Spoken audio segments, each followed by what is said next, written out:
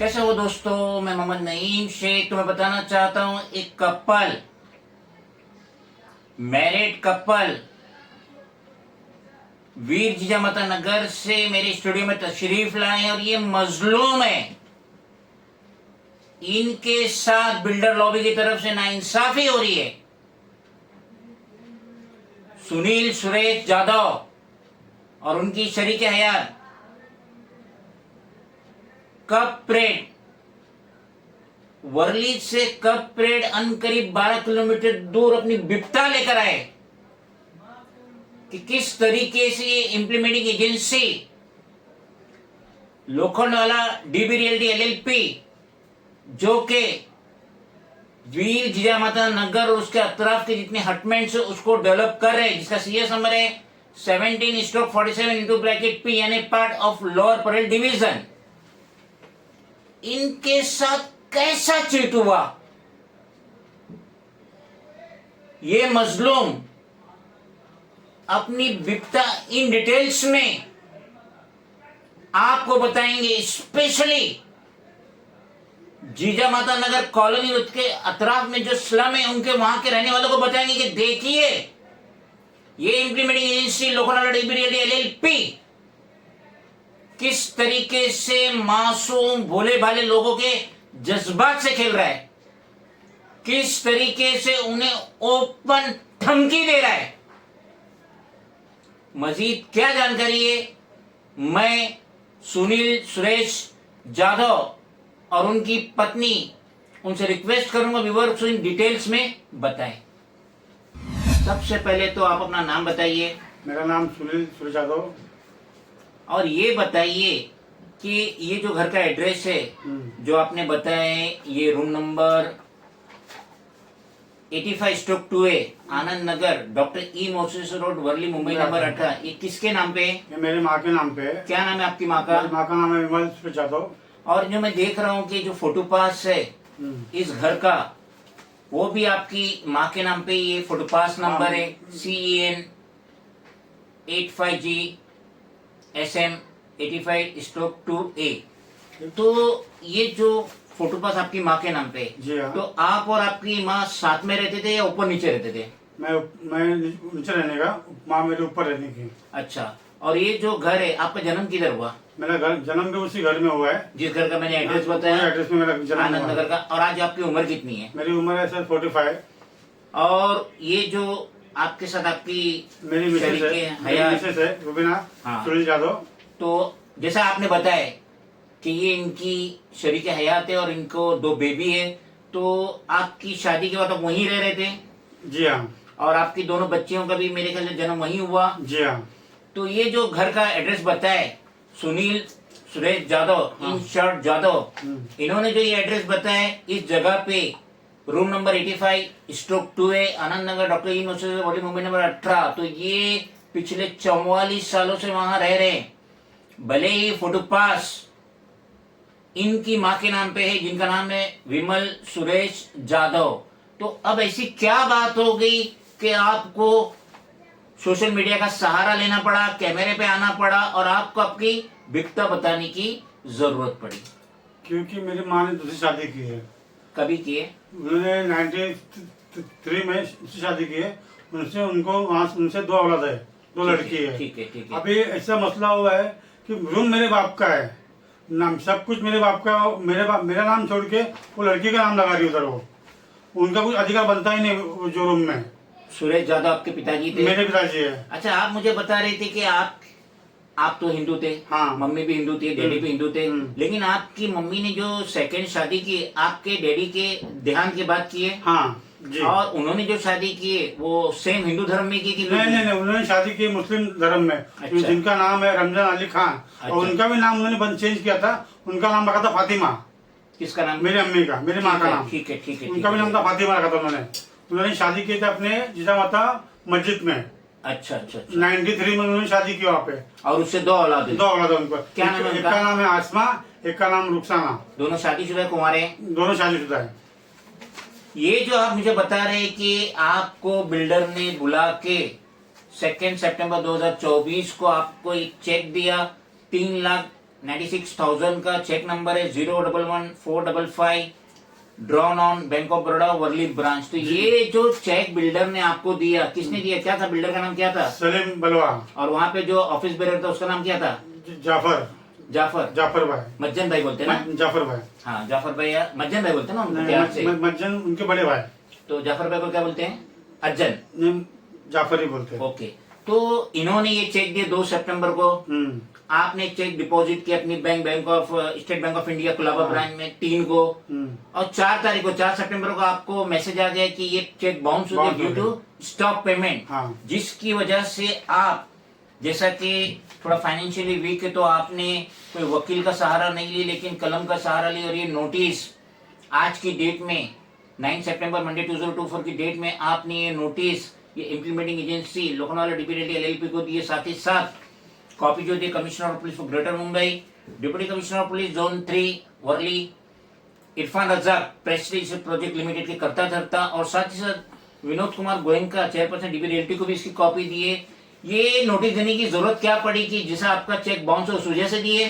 नहीं सर, हम लोग वहाँ पहले रह रहे थे तो उन्होंने हमारा घर रहते थे, हमने हमारा घर भी तोड़ दिया। रहते हुए? हाँ, रहते हुए घर तोड़ दिया। हमारा सामान था उसके अंदर। हम वहाँ रह रहे थे, हमारा घर तोड़ दिया। घर तोड़ने के बाद हमको बोले आप ऑफिस में आके हमसे बात करो, ऐसा उन्होंने हमसे कहा। मिस्टर जावदा, मैं आपसे ये पूछ रहा हूँ कि उन्होंने चेक्स दिए आपको 3,96,000? बाद में दिया सर। पहले घर तोड़ दिए? पहले घर तोड़ दिया हमारा। वहाँ पे हमारा सामान था, हमारा सामान चोरी हो गया उसमें। और वहाँ पे आपकी धर्मपत्नी और 2 बच्चियां रह रही थी? हाँ, रह रही थी हमारे बच्चे। और अभी ये घर टूट गया तो अब तो रहने के लायक भी नहीं रहा? रहने को कुछ भी नहीं सर। अभी हम रास्ते पे आ गए सर। और बाद में बुला के उसने चेक दिया। हाँ। सलीम बलवा ने और जाफर ने? जाफर भाई। हाँ, जाफर भाई ने ये चेक दिए। और जो चेक बाउंस होगा, अब ये लोग क्या कहते हैं? अरे वो बोलते जाओ, तुम क्या कर, मंत्री के पास जाओ, किसके पास भी जाओ, हमारा कुछ बिगाड़ेगा नहीं कोई। ऐसा बोल जाफर बोल रहे हैं, सलीम बोल रहे हैं। सलीम बलवा बोलते तुम कहीं भी जाओ, हमारा कुछ करेगा नहीं, हम बराबर जगह देख लेंगे। चेक बुला के दिए, रेंटल चेक है, कोई एहसान नहीं है। इस घर के अवध में रेंटल चेक दे रहे क्योंकि वो ट्रांजिट नहीं दे रहा, ये बिल्डर लॉ भी ट्रांजिट नहीं दे पा रहे, तो रेंटल चेक दियो, देना ही पड़ेगा क्योंकि इनके घर के अवध में, और देकर जो घर है हटमेंट से उसके अवध में उसको एफएसआई मिलेगा, टावर बनेगा, मल्टी स्टोरेज टावर बनेगा, अरबों खरबों रुपया कमाएगा। और जो रेंटल चेक दिया वो भी बाउंस हो रहा है। हमारे साथ मौजूद है मजलूमा रुबीना सुनील यादव, और वो बताना चाहती है किस तरीके से उनके साथ नाइंसाफी हो रही है। बताइए आप। मेरा नाम रुबीना सुनील यादव है, ये मेरे हस्बैंड है। मेरी सास, जब से मैं शादी की, मेरे पे बहुत जुल्म किया गया, मुझे मारा भी गया है। मैंने बहुत उनका जुल्म सहन करके बर्दाश्त करके रहे। मेरी 2 लड़कियां हैं। मेरी सास ने 2 शादी की है, जिसके दूसरे हस्बैंड का नाम है रमजान अली खान। उससे 2 लड़कियां हैं, आसमा और रुखसाना। रुखसाना रमजान अली खान, आसमा रमजान अली खान, जो अभी नाम चेंज करके प्रियंका सुरेश यादव और जानवी सुरेश यादव।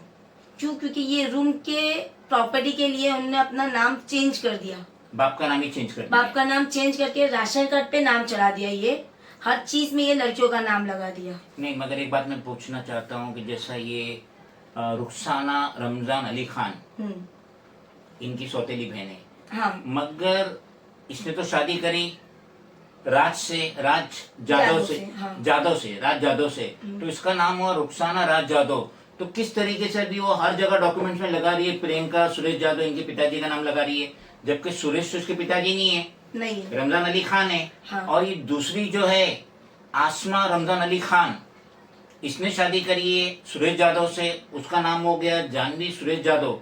फिर किस तरीके से जानवी स्वप्निल यादव, तो अभी किस तरीके से सुरेश यादव का नाम यूज कर रही है? ये तो चीटिंग और फ्रॉड है ना। हाँ, ये लोग यही करते हुए आए।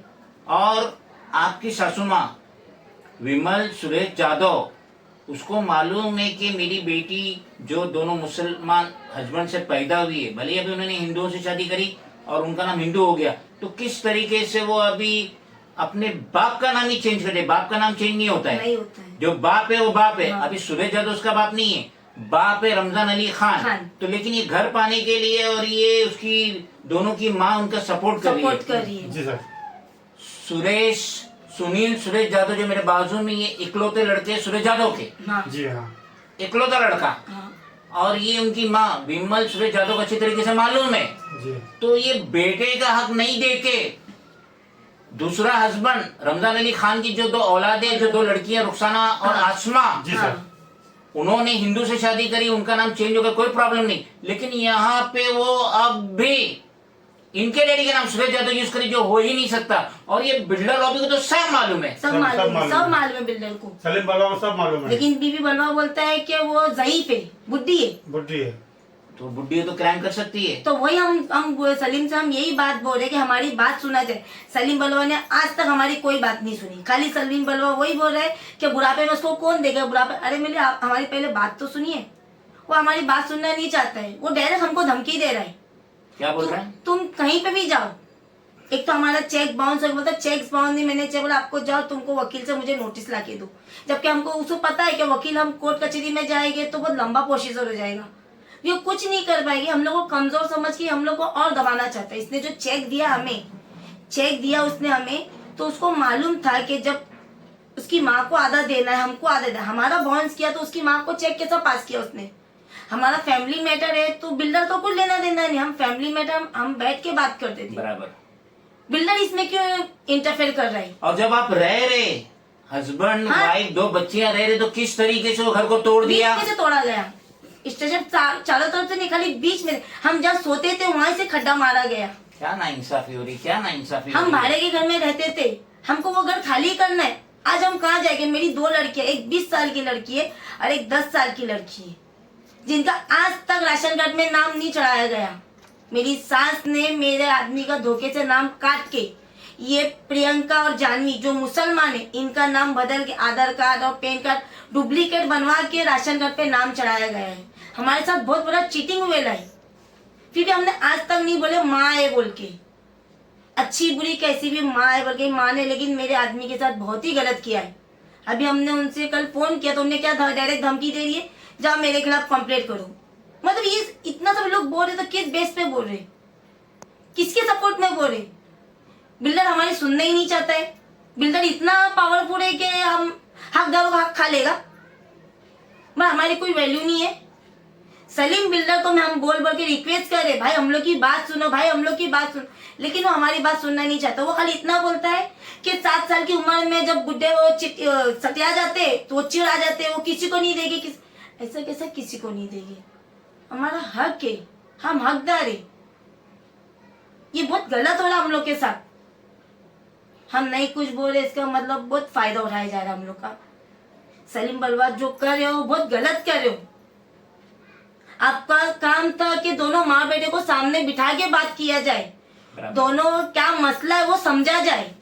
आप डायरेक्ट यही मसला ले रहे कि माँ बेटे ने माँ को संभाला नहीं। अरे पहले आप बेटे से तो पूछो, बेटे ने माँ को क्यों नहीं संभाला, क्या वजह? आप ना बेटे की फरियाद सुने ना बेटे की कोई बात सुने, सिर्फ एक ही सवाल रखे, माँ बुढ़ी हो गई है। आपको कौन सेंडल से माँ बुढ़ी दिख रही है? वो जब भी आती है वो पट्टा लगा के ढोंग करके आती है, जबकि हम लोग खुद गवाह है। आपकी आंखों पे पट्टी बांधा गया है, आपको अच्छा बुरा नहीं दिख रहा है। मैं हाथ जोड़ से भी आपको बोली, भाई हम लोग की बात सुनो, भाई हम लोग की बात सुनो। हम लोग की 1 मिनट बात नहीं सुने। मैं 10 बार बोली, भाई हम लोग को कुछ नहीं चाहिए, आप हमारी बात सुनो। हम हक मांग रहे आपसे, हमको कुछ नहीं चाहिए, जो हमारा हक है वो हमको दो। हम भीख नहीं मांग रहे, बहुत जन आ रहे आपसे लेके जा रहे हैं, लेकिन हमको वैसा नहीं चाहिए, हमको हमारा अधिकार चाहिए।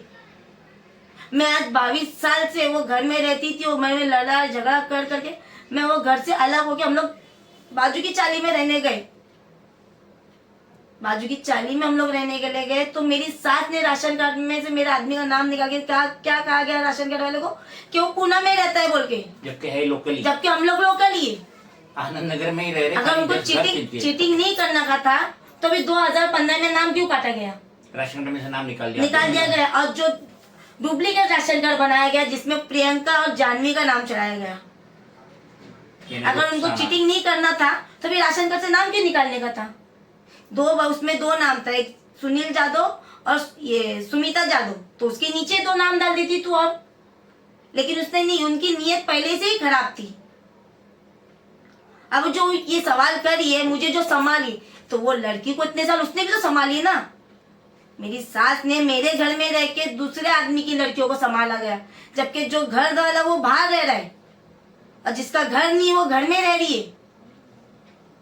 तो ये कितना गलत हुआ हम लोग के साथ। आज हम लोग किसको बोलना चाहिए, किसके पास जाना चाहिए, कौन हमारी फरियाद सुनेगा।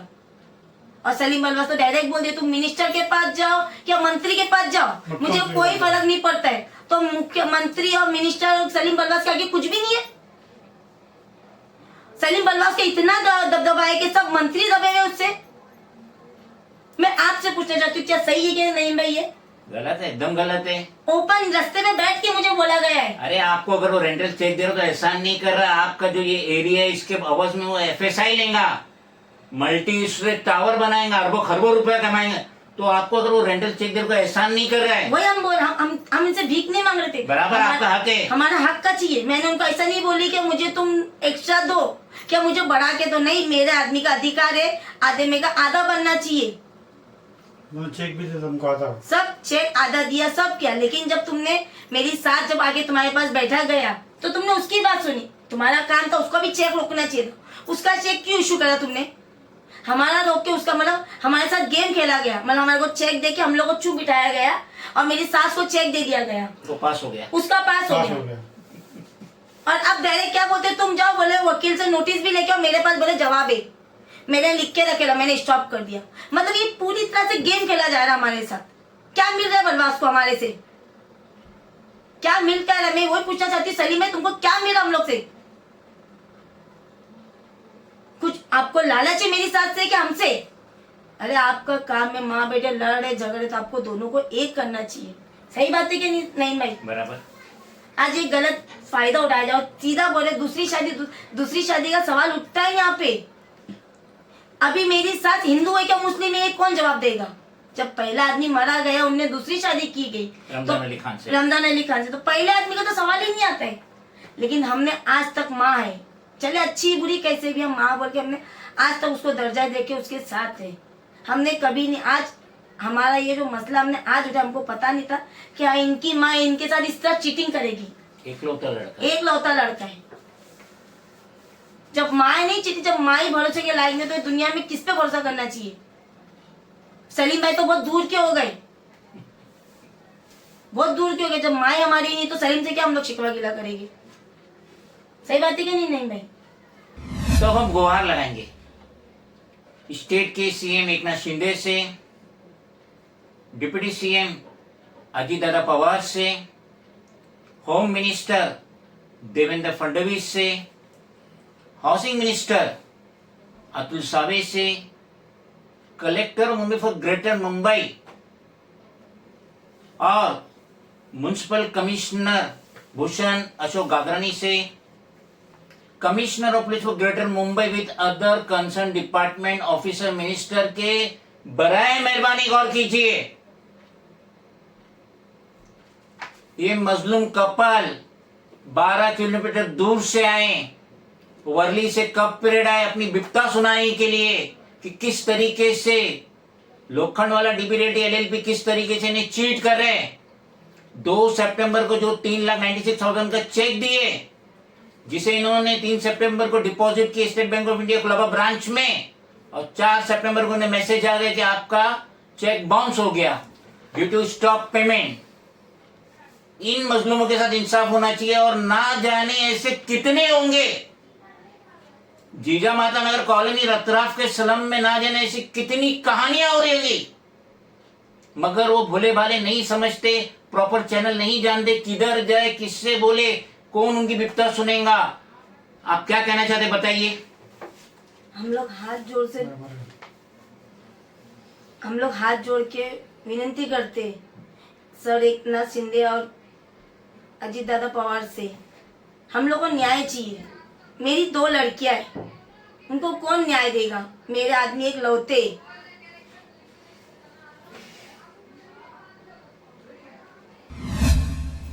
मला काय नाही पाहिजे, फक्त मला अधिकार पाहिजे. मुख्यमंत्री साहेब तुम्हाला हीच विनंती करतो की मला घराचा मला हक्क पाहिजे. मला पण 2 पोरी आहे, मी त्यांना पण कुठं जाऊ राहायला. आज माझी परिस्थिती अशी आहे की मी कुठं भाड्याने घर घेऊ शकत नाही, राहू शकत नाही. आणि सलीम बलवतने मला रस्त्यावर आणून ठेवलेलं आहे. प्लीज तुम्ही आमची विनंती स्वीकार करून आम्हाला न्याय द्यावा. आमची हीच तुम्हाला प्रार्थना आहे, विनंती आहे.